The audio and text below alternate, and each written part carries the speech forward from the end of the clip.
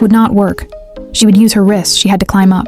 She was on a hot air balloon at an altitude of about 10,000 meters. The vent valve at the top of the balloon had been damaged. The balloon could no longer control its altitude and could only keep rising as the pressure kept dropping. The balloon could burst at any moment, even if it did not burst. The extreme cold and lack of oxygen would kill her.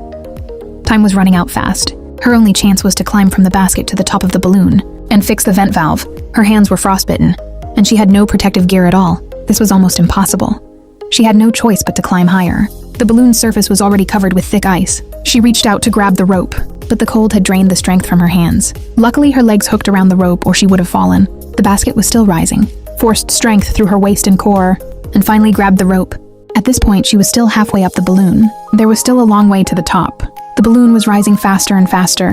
She tied the safety rope around her waist and kept climbing. Climbing in the thin oxygen, poor air at that altitude was extremely difficult. She moved slowly above the clouds. At last, she got close to the top of the balloon. She climbed upward step by step. Finally, she reached the vent valve. The cold at that altitude had already exceeded what the human body could endure.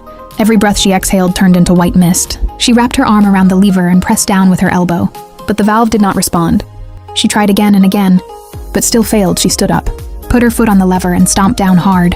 After several attempts, the valve finally opened, but the moment she took her foot off, it closed again.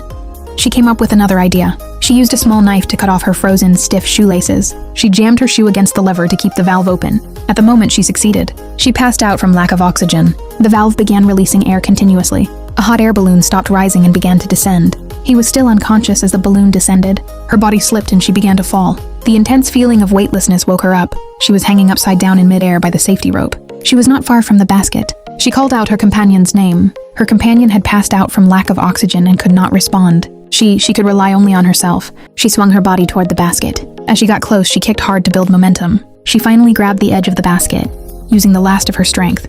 She hauled herself back into it. In the freezing, oxygen-starved air at high altitude, she survived through sheer determination.